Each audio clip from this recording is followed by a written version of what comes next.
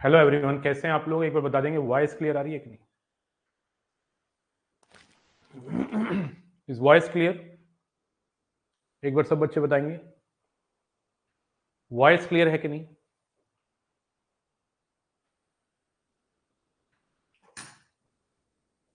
Voice clear, all clear, ठीक है।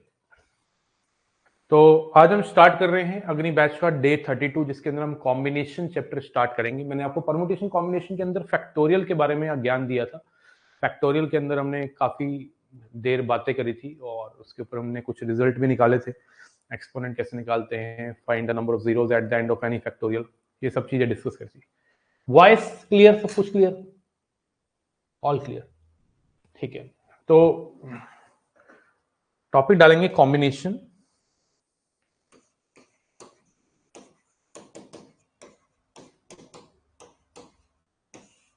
ठीक है, मैंने आपको बताया था कि परमुटेशन कॉम्बिनेशन में सबसे पहले कॉम्बिनेशन पढ़ाना चाहिए मेरे अकॉर्डिंग।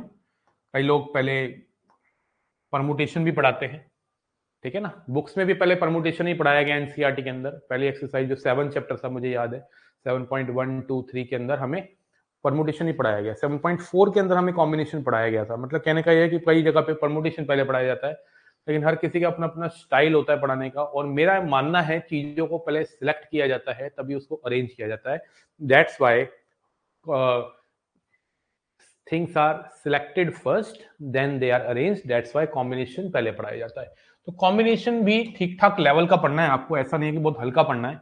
तो कॉम्बिनेशन के अंदर भी हमारी काफी क्लासेस हो जाएंगी। तो आइए आज की क्लास के अंदर हम सिर्फ एनसीआर के बारे में बात करते हैं, जिसके ऊपर बहुत क्वेश्चन बन जाते हैं। एनसीआर के ऊपर ठीक ठाक क्वेश्चन बन जाते हैं। तो सबसे पहले हम डेफिनेशन समझते हैं क्या है। If there are n different things,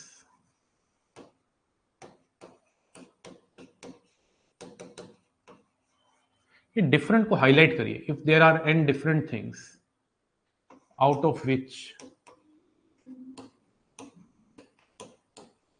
are things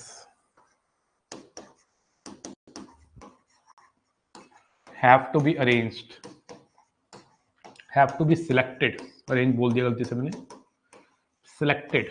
जब भी सिलेक्शन का कंसर्न होता है, जब हम चीजों को सिलेक्ट करते हैं, तो हमेशा एनसीआर की हेल्प लेते हैं कॉम्बिनेशन की। if there are n different things out of which r things have to be selected, then number of ways will be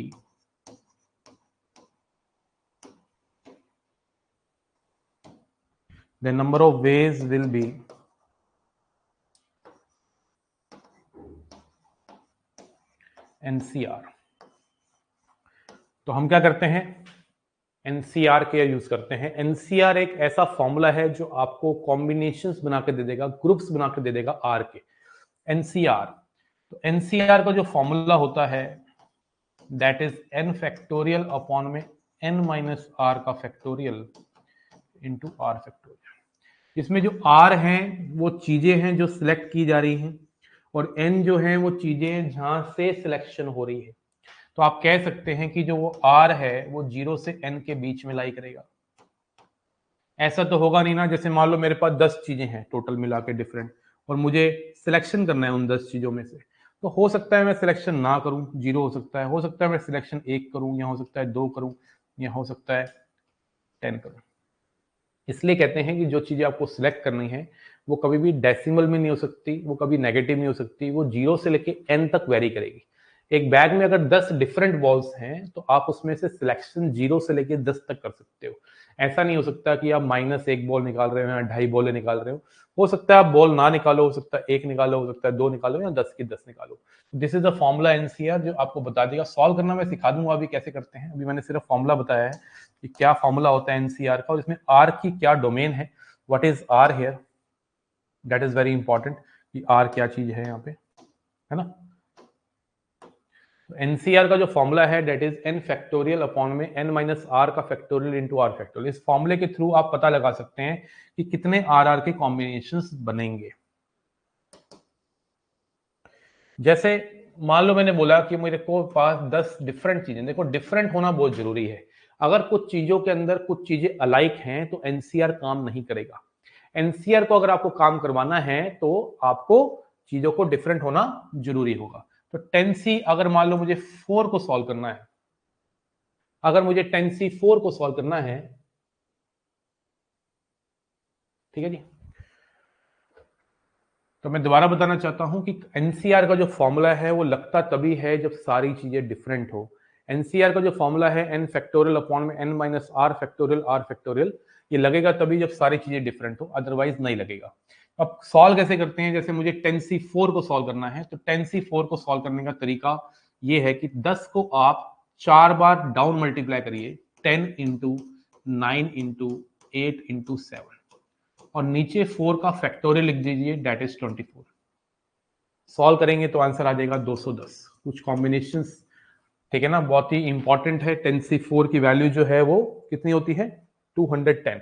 मान लो आपको 12c3 सॉल्व करना है, तो आपको पूरा सिस्टमैटिक फॉर्मूला लगा के सॉल्व करने की जरूरत नहीं है। अब 12 को 3 बार डाउन मल्टीप्लाई करिए, 12 इंटू 11 इंटू 10 अपॉन में 3 का फैक्टोरियल होगा 6, आंसर आ जाएगा 120। Are you getting my point? तो ये हमारा बहुत ही इंपॉर्टेंट पॉइंट है, जिससे हम ये सीखते हैं कि एनसीआर को फटाक से कैसे सॉल्व करना है। जैसे मान लो बच्चे, मैंने बोला कि मुझे सॉल्व करना है 5c2, तो 5c2 के लिए आपको 5 को 2 बार डाउन मल्टीप्लाई करना है, 5 बार, 5 इंटू 4, और नीचे 2 का फैक्टोरियल लिखना है, 2 नहीं लिखना, 2 का फैक्टोरियल 2 होता है, कितना आ गया? 10। मान लो मुझे सॉल्व करना है 12c4 को, 12c4 को सॉल्व करना है, तो 12 को 4 बार डाउन मल्टीप्लाई करेंगे, और नीचे 4 का फैक्टोरियल 24 आ जाएगा, सॉल्व करेंगे 495 आ जाएगा। मुझे कुछ कॉम्बिनेशंस याद भी है, ठीक है ना। तो आप ये मत सोचना कि सर आपने कैसे फटाक से निकाल दिया, मुझे बहुत सारे कॉम्बिनेशंस याद है, ठीक है, इतने सालों की ये मेहनत है। तो आपको इस बात को समझना जरूरी है कि एनसीआर को कैसे सॉल्व करते हैं। अगर मैंने बोला कि मुझे 15c3 को सॉल्व करना है, तो 15c3 का मतलब हो गया 15 इंटू 14 इंटू 3 13, और नीचे 3 का फैक्टोरियल 6 आ जाएगा। Are you getting my point? This is a way to find NCR. NCR को सॉल्व करने का ये बढ़िया तरीका है। मैं उम्मीद कर रहा हूं क्लियर है। एक बार चैट को मैं ऑन करूंगा, एक बार बताएंगे सब कुछ क्लियर है ना, आगे बढ़ूंगा ना फिर मैं, ठीक है ना। अब उसके बाद कुछ कॉम्बिनेशंस बहुत ही फेमस हैं जो समझेंगे आप कि NC0 कितना होता है 1, NC1 कितना होता है n, और NCN कितना होता है 1, ठीक है जी। अगर n में से आप 0 चीजों को सिलेक्ट करते हैं तो उसका एक तरीका होता है। ये भी बड़ी अजीब सी बात है, बच्चों को सुन के बड़ा अजीब लगता है कि सर अगर 0 चीजों को मैं सिलेक्ट कर रहा हूं तो आंसर 1 क्यों है? ऐसा कैसे हो गया सर? ये तो बड़ी अजीब सी बात कर रहे हो सर आप, ठीक है ना। 10 बॉलों में से अगर मैं 0 बॉल निकालूंगा तो आंसर 1 कैसे आ जाएगा? तो 10 चीजों में से अगर आप 0 चीजें सिलेक्ट कर रहे हो तो आंसर 1 आएगा ही आएगा। क्यों नहीं आएगा? क्योंकि उसका एक तरीका होगा। मैं ऑलरेडी बता चुका हूं, परमुटेशन कॉम्बिनेशन में जितने भी आंसर्स आते हैं, वो नेचुरल नंबर की फॉर्म में आएंगे, क्योंकि इसमें निकालते हैं नंबर ऑफ वेज किसी भी एक्सपेरिमेंट को करने का। तो अगर आप 10 में से 0 चीजों को सिलेक्ट कर रहे हो तो उसका एक तरीका होगा, जब आप सारी चीजों को सिलेक्ट नहीं करोगे, दैट्स व्हाई आंसर इज 1, है ना। अगर मैंने कहा n में से एक चीज को सिलेक्ट करना है, उसका भी एक n तरीके होंगे। उससे कितने तरीके होंगे? n। तो NC1 की वैल्यू n होती है, और n में से अगर मैंने कहा कि n चीजों को ही सिलेक्ट कर लेना है, तब भी आंसर कितना होगा? 1। तब भी आंसर कितना होगा? 1। तो NCN is also equal to 1। Clear है मामला? कहने का मतलब है कि अगर मान लो मैंने बोला कि मुझे 5C1 की वैल्यू निकालनी है तो 5, अगर मुझे 12C0 की वैल्यू निकालनी है तो 1, अगर मुझे 10C10 की वैल्यू निकालनी है तो 1।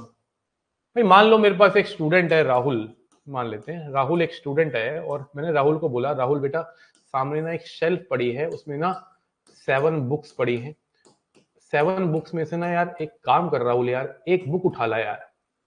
मैंने सिर्फ इतना बोला है राहुल को कि एक बुक उठा के ले आ, तो एक बुक सिलेक्ट करके ले आ मेरे पास। तो उसके पास कितने तरीके होंगे?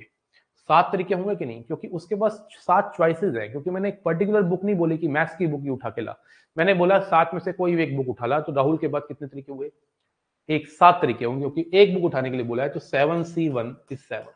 आप लॉजिकली भी समझ सकते हो इन तीनों बातों को, और आप फॉर्मूले से भी समझ सकते हो, क्योंकि अगर मैं फॉर्मूला लगाता हूं NC1 के अंदर, n फैक्टोरियल अपॉन में n माइनस 1 का फैक्टोरियल इंटू 1 का फैक्टोरियल, और n फैक्टोरियल को मैं लिख सकता हूं n इंटू n माइनस 1 का फैक्टोरियल। तो मेरे भाई, मेरे दोस्त, ये 1 हो गया, इससे ये कट गया तो आंसर n आ गया। ये तीनों के तीनों फॉर्मूले एनसीआर की हेल्प से भी ड्राइव किए जा सकते हैं, लेकिन इस तरह से भी समझना चाहिए कि मैंने राहुल को बोला 7 बुक्स उठा ला, 7 बुक्स में से एक बुक उठा ला तो एक 7 आंसर आ गया। लेकिन मैंने अगर राहुल को बोला होता बेटा राहुल सातों की सातों बुक ले आ, तो राहुल सातों की सातों बुक जब लाएगा तो एक ही तो कॉम्बिनेशन बनेगा 7 का। तो आंसर आप समझ सकते हैं एनसीएन क्यों 1 आता है। 7 से 7 क्या हो जाएगा 1। अब मैंने राहुल को बोला जा बेटा सारी बुक्स उठा लाओ। जैसे ही राहुल ने सारी की सारी बुक्स उठाई, मैंने पीछे से आवाज लगाई राहुल राहुल कोई बुक मत उठा के ला, मत लेके आ कोई भी बुक। तो राहुल ने सारी बुक्स जो उठा रखी थी वो वहीं छोड़ दी और खाली हाथ आ गया। तो उसका भी तो एक तरीका हुआ, जब राहुल ने सारी बुक्स को उठाया था और एकदम से उसको वहां छोड़ना पड़ गया, सारी बुक्स नहीं उठाई तो कितनी बुक्स उठाई 0 बुक्स। उसका भी तो एक तरीका हुआ। क्लियर है राहुल? बोलो क्लियर।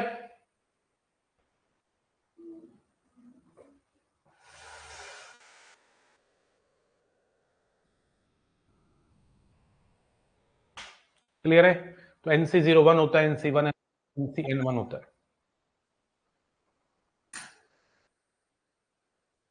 एनसीईआरटी तो करनी नहीं है भाई, एनसीईआरटी कहां से आ गई बीच में? हमारे बीच में एनसीईआरटी आ गई है? क्लियर है? अब मैं आपको एक आधी बात और बताना चाहता हूं कि एनसीआर की जो वैल्यू होती है वो NCN - R के इक्वल होती है। लिख लेंगे बेटा जल्दी से।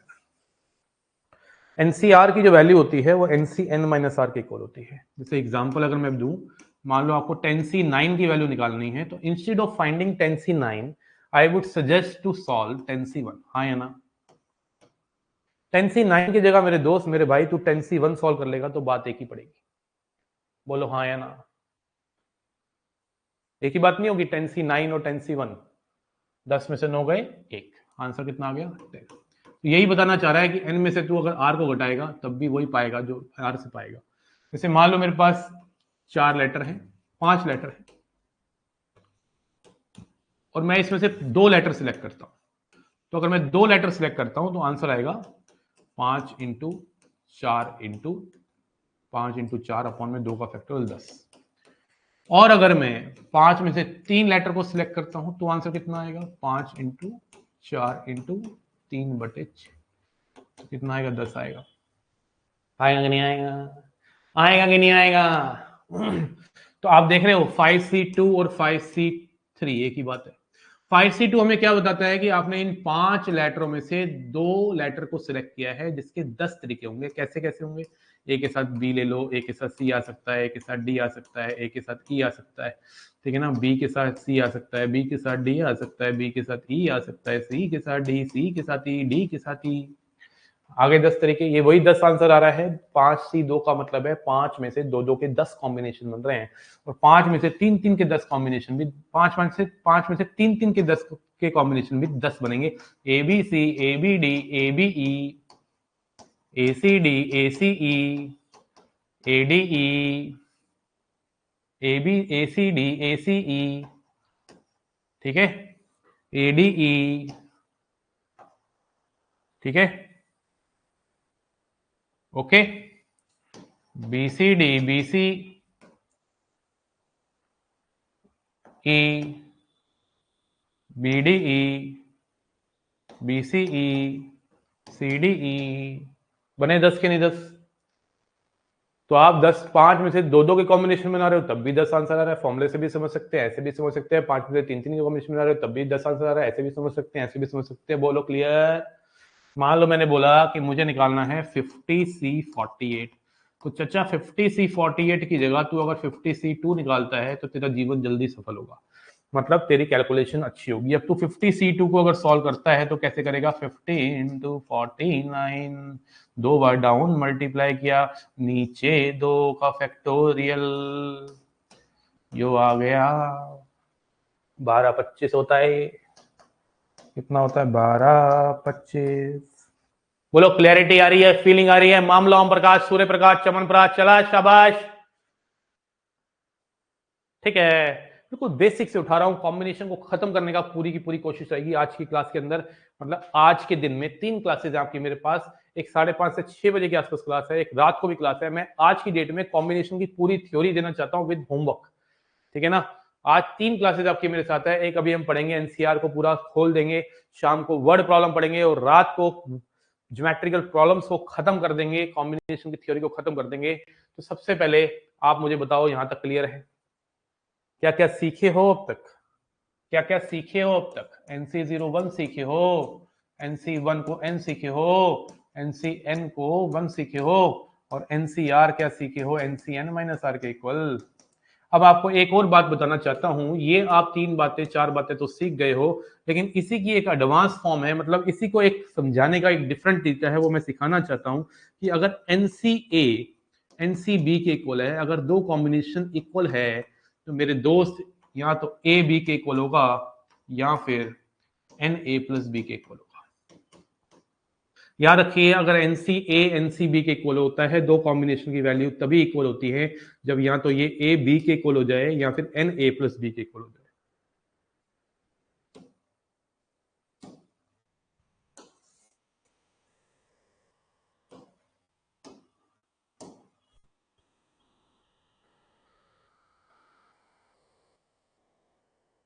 ठीक है जी। थारा भाई जोगिंदर भी आया हुआ है, ठीक है।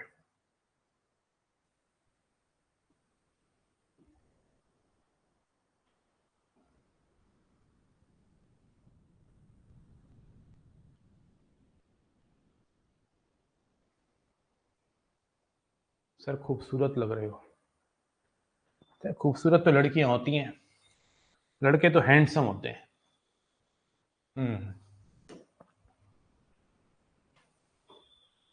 ठीक है जी। अब जैसे एक क्वेश्चन देता हूं आपको, if 40CR equal to 40CR plus 4, find R।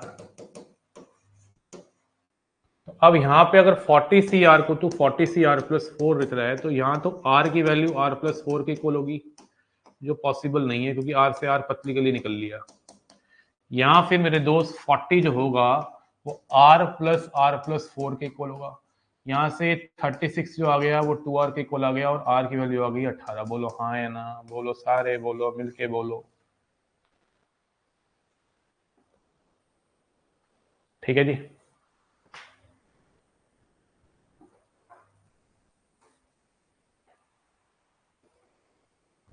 ठीक है जी। अब उसके बाद ना मैं आपको एक बात बताना चाहता हूं, नहीं बताऊंगा नहीं बताऊंगा नहीं बताऊंगा, पहले मैं आपसे एक क्वेश्चन कराऊंगा कि 2nC3 रेशियो NC3 अगर 12:1 है, फाइंड n। मैं ऑप्शन देना चाहता हूं 5, 6, 7 और 8, और एक क्वेश्चन और दूंगा, मैं आपको 2-3 मिनट देके जाना चाहता हूं। If NC2 equal to 91, find n। ये मैं विदाउट ऑप्शन देना चाहता हूं, ये मैं ऑप्शन के साथ, ये 2 क्वेश्चन करो, मैं आता हूं। करिए, मैं आया।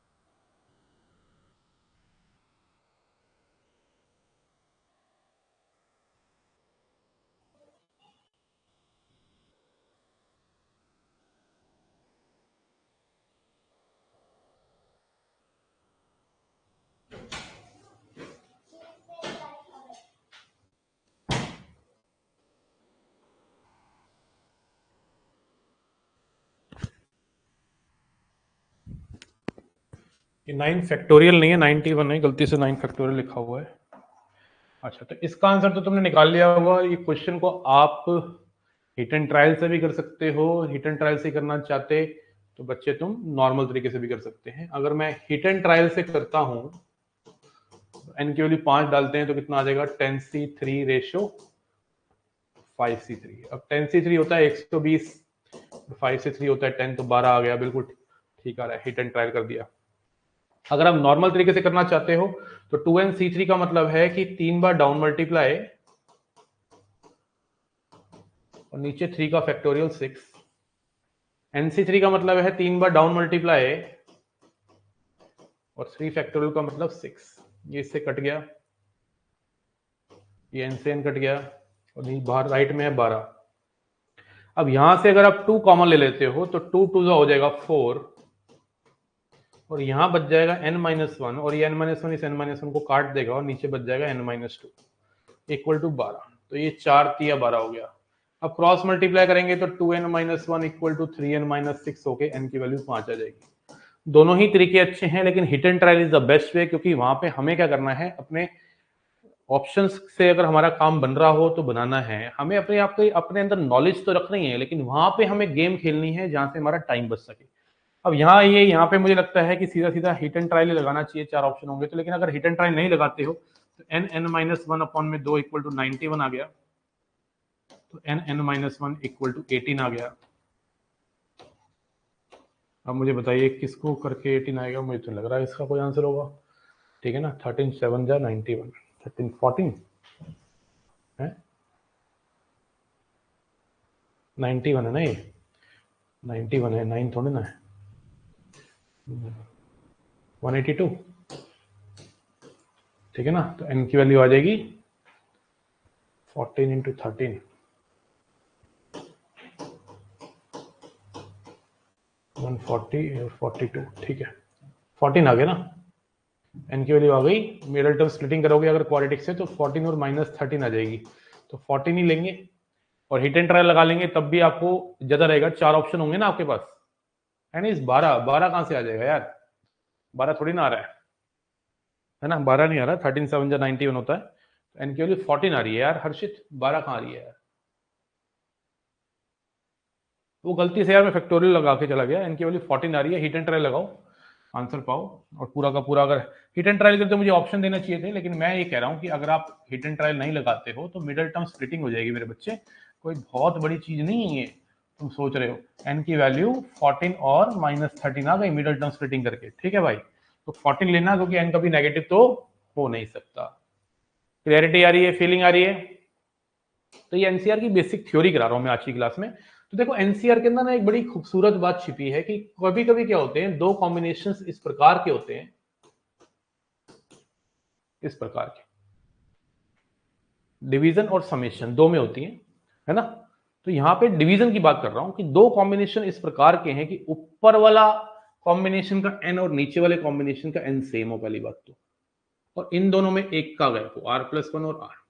तो आप इसको डायरेक्ट लिख सकते हो n-r अपॉन में ये बड़े वाला नीचे लिख देंगे r+1।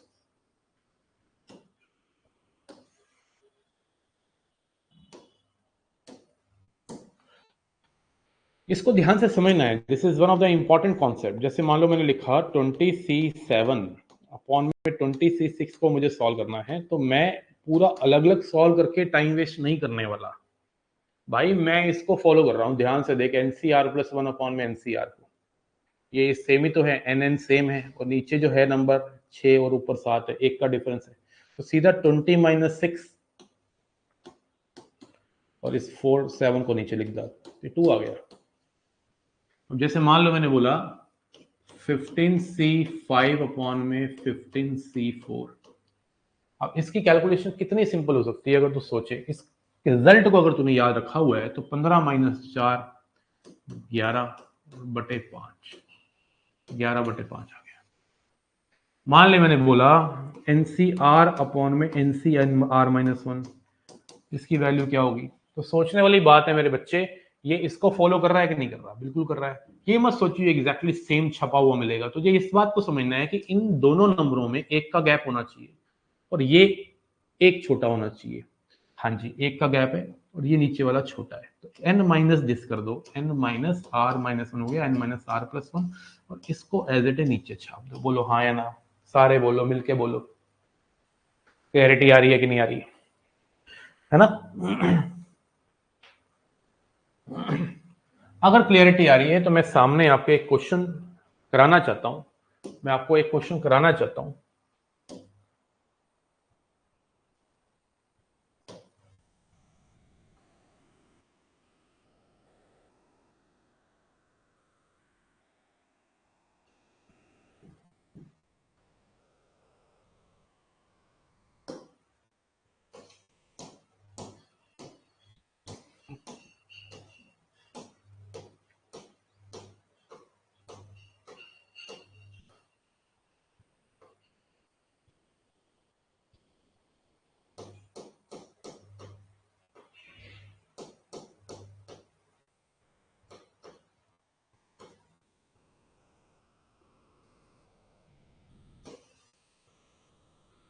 जैसे पहले एक बेसिक सा क्वेश्चन लेता हूं, ये वाला देखो जरा ध्यान से। कह रहा है कि एनसीआर माइनस वन जो है वो 36 है, एनसीआर माइनस वन की वैल्यू 36 है, 312वां क्वेश्चन है, और एनसीआर की वैल्यू 84 है। बताओ इसमें से कौन सा ऑप्शन ठीक है?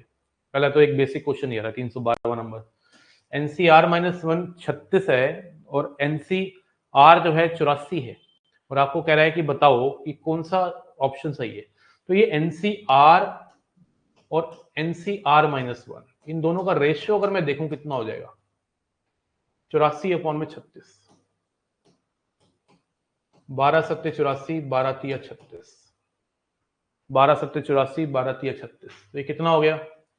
ये वाला तो अभी रिजल्ट में लिखवा ही दिया आपको, n minus r plus one upon में r इक्वल टू 7 अपॉन में 3। तो ये हो गया क्रॉस मल्टीप्लाई करके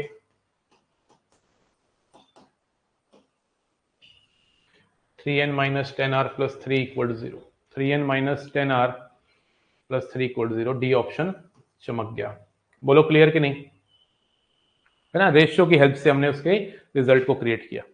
ठीक है, क्लियर है? ऐसा ही क्वेश्चन मैंने 2-3 और डाले हुए हैं, ये फाइल मैं आपको दूंगा, ठीक है, करने के लिए, लेकिन इसमें से कुछ क्वेश्चन बताने पड़ेंगे कौन से करने हैं, सारे नहीं हो पाएंगे।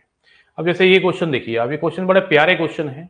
321वां क्वेश्चन देखिए कि एनसीआर माइनस वन की वैल्यू दे रखी है 28, एनसीआर की दे रखी है 56 और एनसीआर प्लस वन की दे रखी है 7। आपको आर की वैल्यू पूछ रहा है 28, 56, 70। क्या पूछ रहा है क्वेश्चन? 321वां क्वेश्चन है। एनसीआर माइनस वन दे रखा है 28, एनसीआर दे रखा है 56 और एनसीआर प्लस वन दे रखा है 70।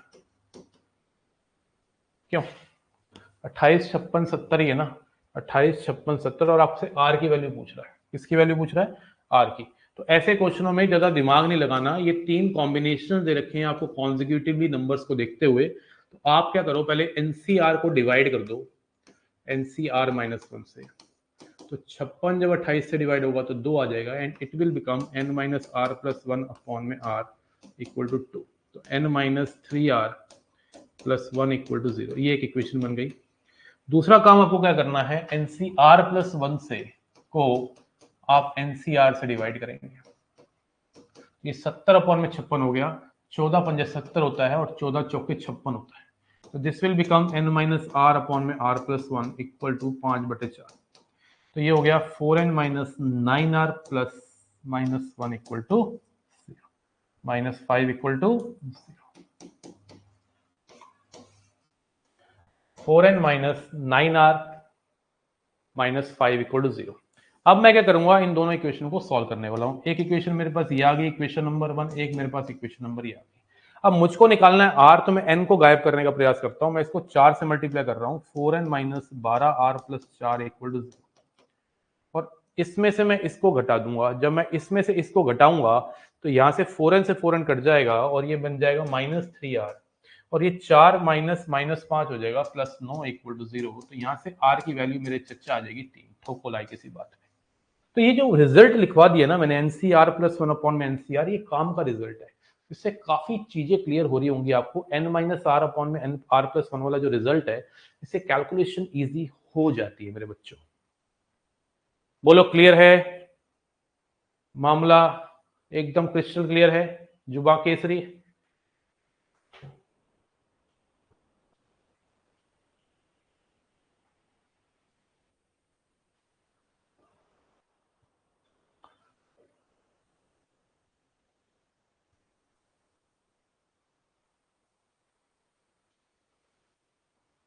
हाँ जी,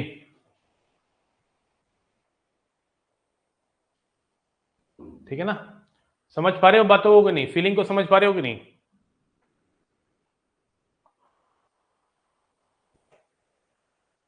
ठीक है, बहुत बढ़िया बात है, खुशी की बात है।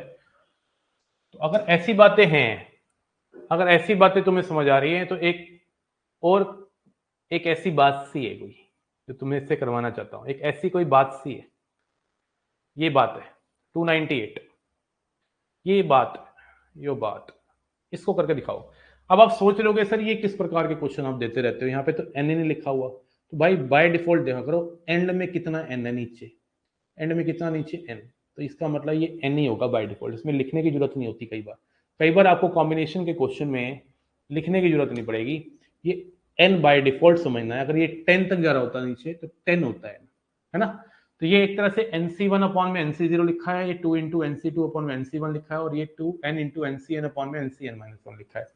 जरा इस क्वेश्चन को हाथ लगाओ और देखो क्या है, क्या ये आपके हाथों से सॉल्व हो पा रहा है?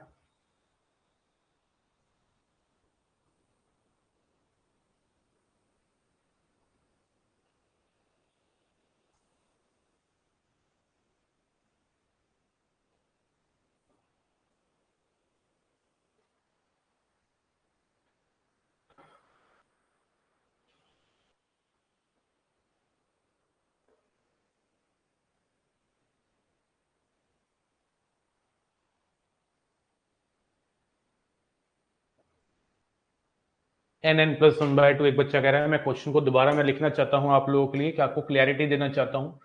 NC1 अपॉन में NC शून्य, 2 इंटू NC2 अपॉन में NC1, 3 इंटू NC3 अपॉन में NC2, n into NCn upon में NCn माइनस 1। बोलो क्लियर? तो मेरे दोस्त, मेरे भाई, ये 1 इंटू हो गया ना। इधर वो लग रहा है जो मैंने बताया था, मैंने बताया क्या था? मैंने तो यही बताया ना कि NCr प्लस 1 अपॉन में NCr क्या होता है, n माइनस r अपॉन में r प्लस 1 होता है। बताओ का ना, बताओ ना। तो मेरे दोस्त, मेरे भाई, मुझे बता क्या यहाँ लगेगा n माइनस 1 अपॉन में, ये उल्टा लिख दिया क्या मैंने? नहीं, सही लिखा है 1। 2 यहाँ क्या आ जाएगा n माइनस 1 अपॉन में 2, यहाँ क्या आ जाएगा n माइनस 2 अपॉन में 3,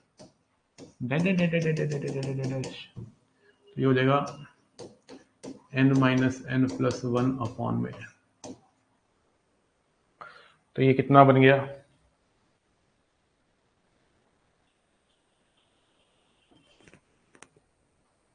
n माइनस 0 आएगा ना यहाँ पे, है ना? ये बन गया n, ये कितना बन गया n माइनस 1, ये कितना बन गया n माइनस 2, और ये कितना बन गया 1।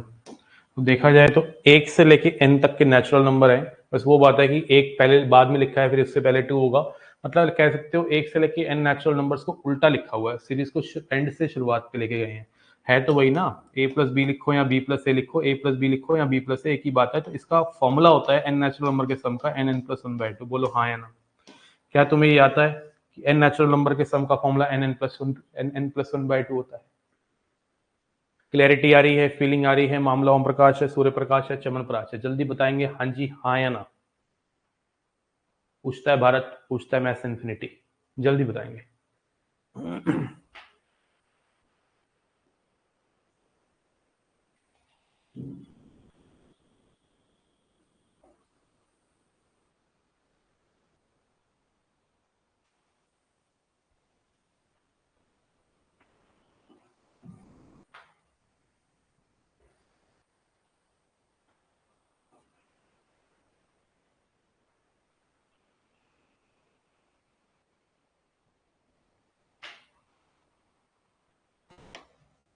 ठीक है, अब एक आता है इसी के अंदर प्लस के अंदर, जिसको हम पास्कल लॉ कहते हैं। जैसे अभी आपने क्या सीखा?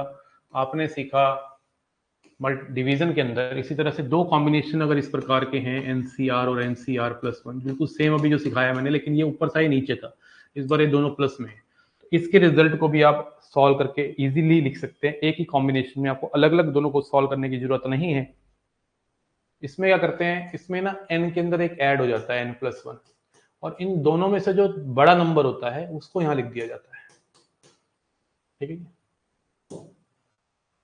इसको बोलते हैं पास्कल लॉ। कई बुक्स में ऐसे नहीं सिखा रखा, कई बुक्स में ऐसे सिखा रखा है कि NCR minus one plus NCR लिखा हुआ है। बात तो एक ही है, बट फंडा समझना है कि ये दोनों कॉम्बिनेशन में एन सेम होने चाहिए, बीच में प्लस का साइन होना चाहिए और इसमें एक का गैप होना चाहिए। तो ऐसी सिचुएशन में एन के अंदर वन को ऐड कर देंगे और इन दोनों में जो बड़ा नंबर होगा उसको लिखेंगे। ये है हमारा पास्कल लॉ। इसके ऊपर भी ठीक ठाक लेवल के क्वेश्चंस आपको दिख जाएंगे बुक्स के अंदर, आप अगर देखेंगे तो। बोलो जुबा केसरी, हुई जुबा केसरी की नहीं, बताओ।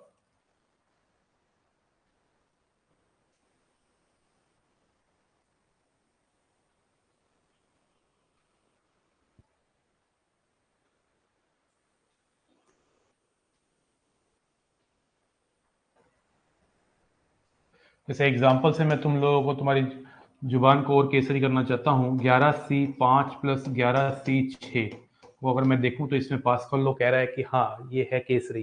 कैसे, आप देखो जरा ध्यान से, इन दोनों कॉम्बिनेशन में ऊपर वाला नंबर सेम है, बीच में प्लस का साइन है, तो आप इसमें एक ऐड कर दोगे 12, और जो इन दोनों में बड़ा नंबर है उसको लिख डालने का। क्या है,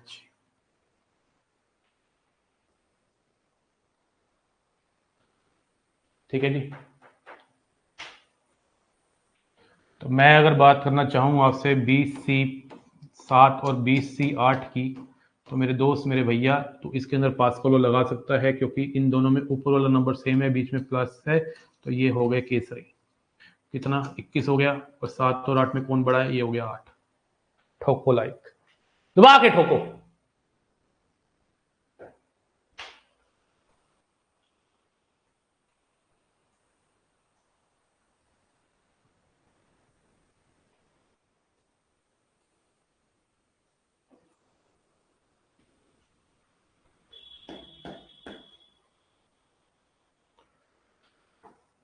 एक क्वेश्चन मैं आपके सामने रख देना चाहता हूँ। 15C4 plus 2 into 15C5 plus 15C6।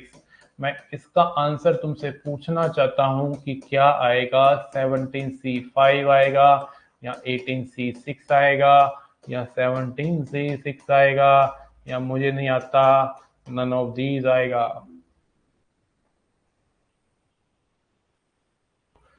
अब ये ऐसे जब भी कॉम्बिनेशन प्लस में दिखते हैं तो ये इंडिकेशन होती है कि पास्कल लॉ की खुशबू आती है। आपको खुशबू लेनी है पास्कल लॉ की, आपको थोड़ा इसको लायक बनाना है पास्कल लॉ के। आपको इसको 15C5 दो इंटू लिखा है तो दो बार लिखिएगा, 15C5 प्लस 15C5 15C6। अगर आप देखिए ध्यान से, 15C4 प्लस 15C5 को 16C5 लिखने में कोई बुराई नहीं है, और 15C5 प्लस 15C6 को 16C6 में लिखने में कोई बुराई नहीं है। अगर मैं इन दोनों को देखूं तो यहाँ पे भी हो रही है जुबा केसरी। 16 प्लस 16 कितना हो गया, 17। 5 और 6 में बड़ा कौन है, ये सी ऑप्शन चमका। बोलो जुबा केसरी।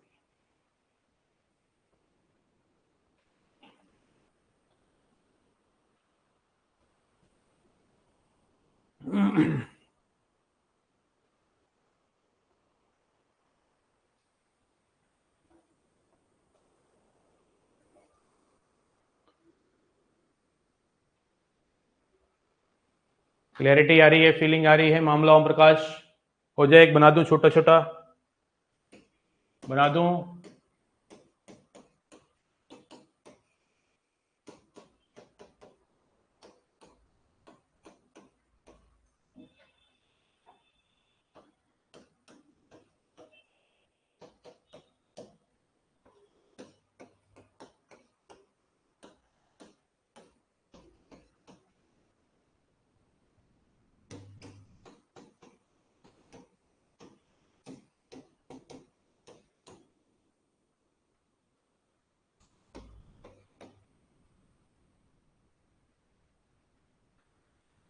चलिए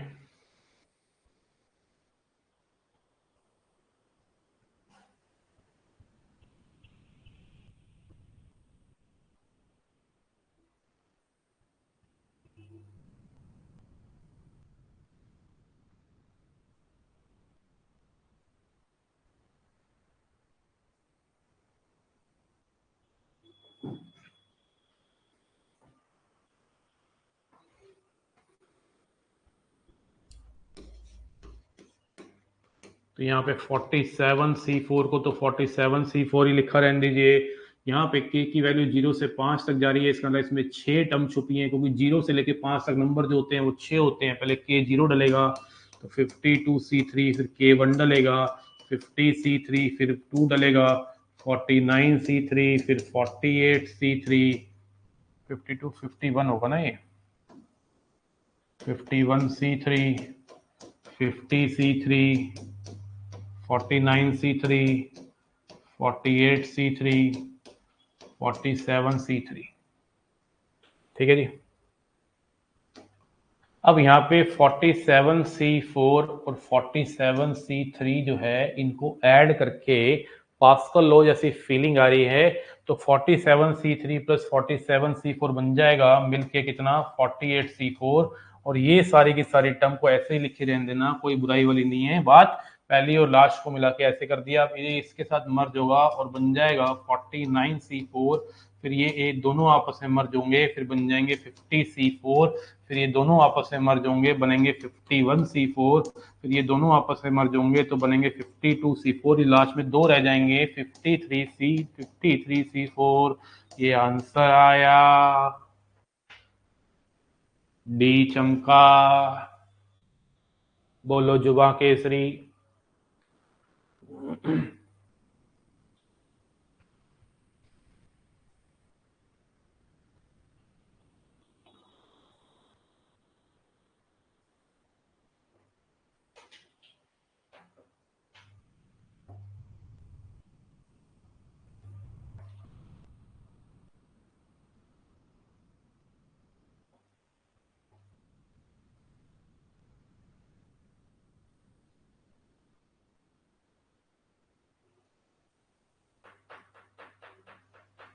क्लियर है? क्लियर है? तो लिखिए क्वेश्चन और, NCR -1 plus 3 into NCR, 3 into NCR plus 1 plus NCR plus 2। इसकी वैल्यू पूछता है, विदाउट ऑप्शन दिए जाओ। ठीक है जी, चलो ऑप्शन दे देता हूं।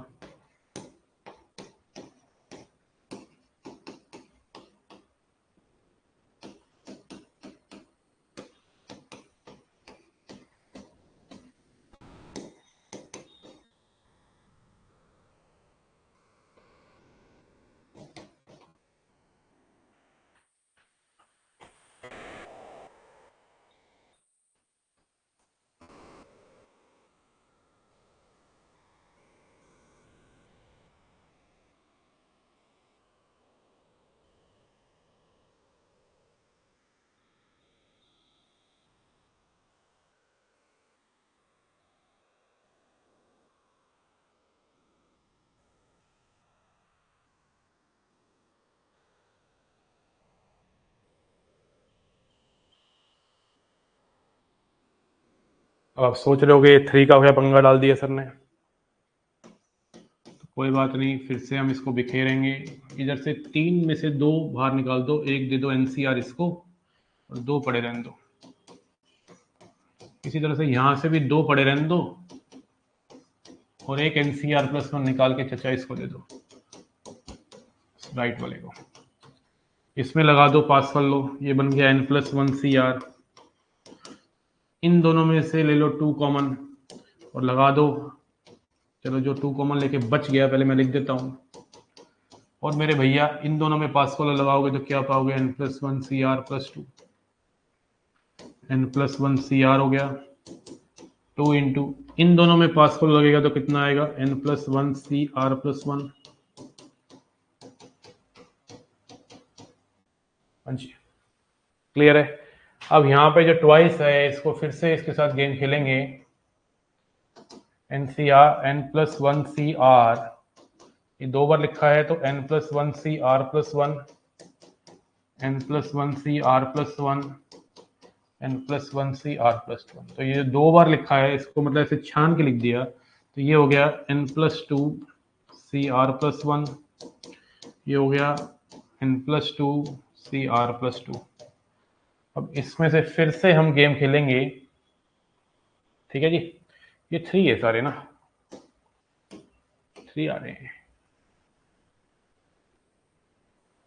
अब n+2 और n+2 R+1 R+2 जो भी है इसमें फिर से पास्कल लगेगा तो n+3 C, बड़े वाला कौन है, ये है, तो ये आ गया answer n+3 CR+2, n+3 CR+2। बोलो क्लियर, समझ आ रहा है, पास कर लो। दोनों क्लियर है, एनसीआर की बातें। एक NCR+1 में एनसीआर था, एक NCR+NCR+1 है। क्या दोनों क्लियर है? क्लियरिटी आ रही है, फीलिंग आ रही है? मामला ओम प्रकाश है, सूर्य प्रकाश है।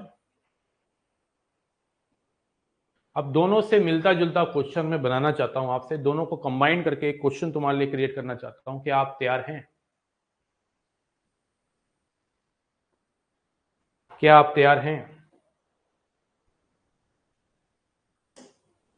मैं एज्यूम कर रहा हूं आप तैयार हैं, यहीं से अपने असाइनमेंट से दूंगा क्वेश्चन। इस क्वेश्चन का आंसर चाहिए 320 का, 320वें क्वेश्चन का आंसर चाहिए।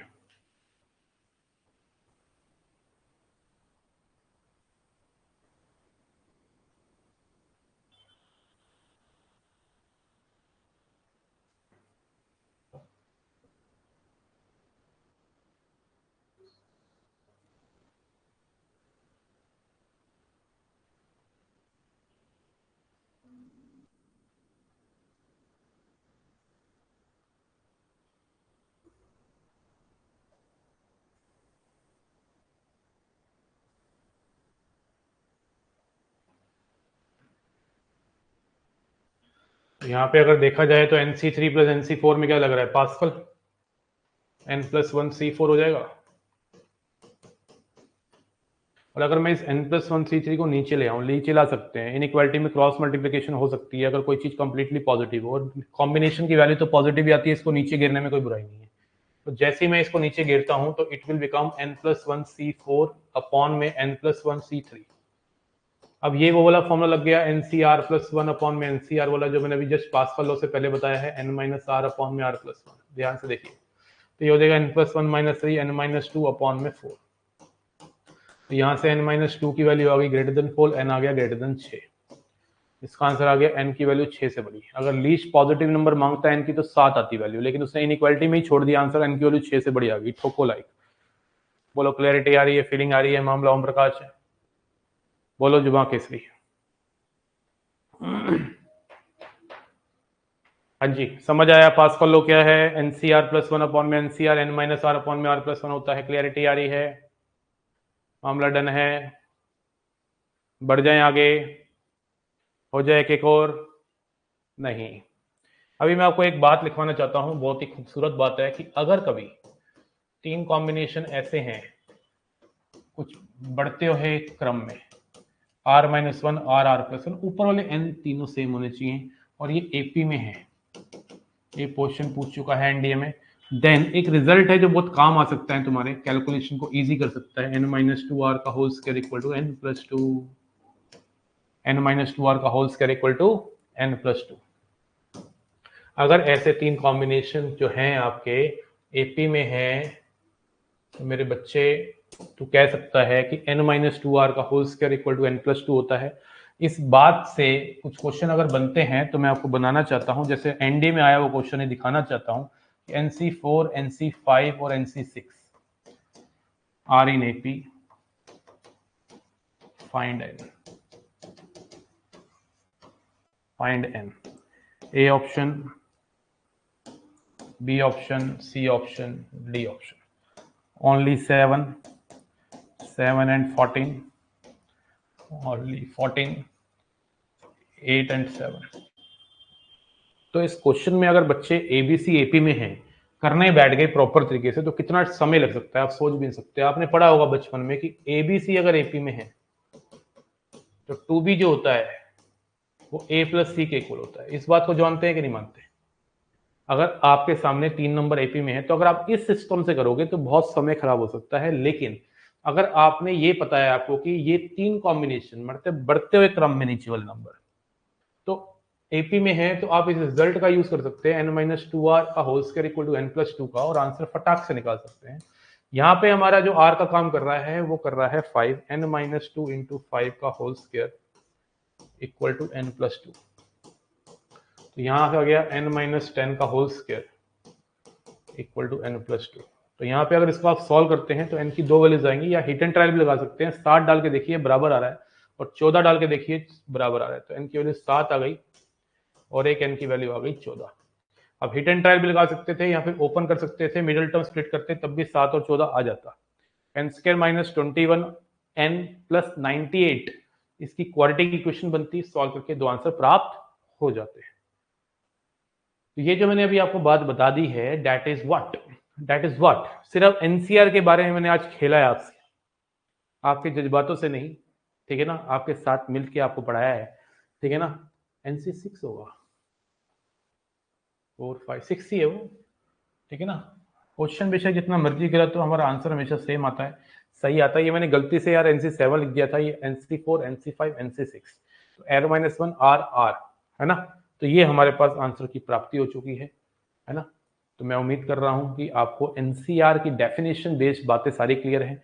अब अगली क्लास के अंदर हमने क्या करना है, जो हमें 5:30 6 बजे है, उसके अंदर मैं आपको वर्ड प्रॉब्लम स्टार्ट कराऊंगा कॉम्बिनेशन की, लाइक कार्ड वाले क्वेश्चंस, कमिटी बनाने वाले क्वेश्चंस, ये सब हम खत्म कर देंगे। फिर एक रात को भी 9 बजे क्लास रखी हुई है जिसके अंदर मैं आपको बताने वाला हूँ ज्योमेट्रिकल प्रॉब्लम्स। आज की डेट में कॉम्बिनेशन की थ्योरी में आपको सारी देने वाला हूँ विद सब होमवर्क, ठीक है ना। तो मिलते हैं 5:30 6 बजे के आसपास, आपको क्लास दिख जाएगी जो भी होगी, ठीक है ना। ये जितना भी मैंने रिवाइज जितने भी करवाया है उसके प्रॉपर नोट्स बना के रिवाइज करके आइएगा। शाम तक आपको असाइनमेंट भी मिल जाएगा, उसको कर लेना। Thank you so much, bye bye, take care, जय हिंद, जय भारत। एक मिल जाएगी बेटा शाम तक, ठीक है, बना रहा हूँ, ठीक है, बाय।